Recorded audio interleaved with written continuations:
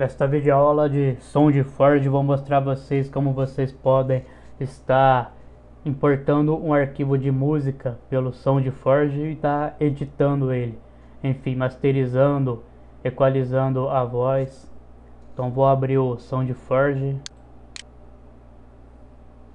E a maneira mais simples aqui é vir nessa pastinha,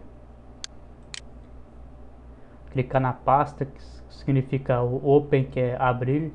Eu venho aqui na pasta videoaula onde está uma vinheta de música, eu clico nela e aqui eu vou marcar essa opção aqui, Auto Play.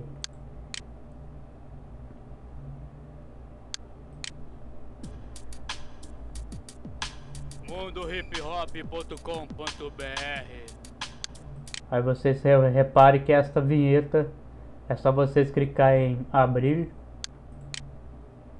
que vai aparecer numa nova janela aqui para poder ser editada.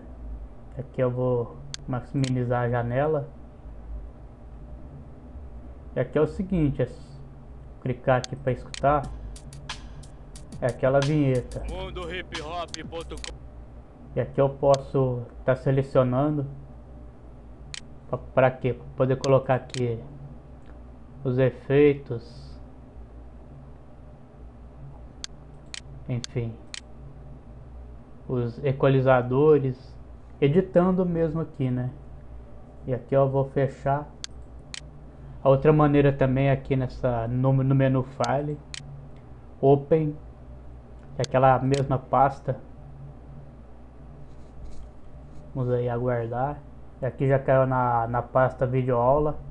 E aqui já está marcada essa opção aqui, autoplay. Na hora que eu clicar nele, na vinheta, já vai começar a tocar. mundohiphop.com.br. É só clicar em abrir também.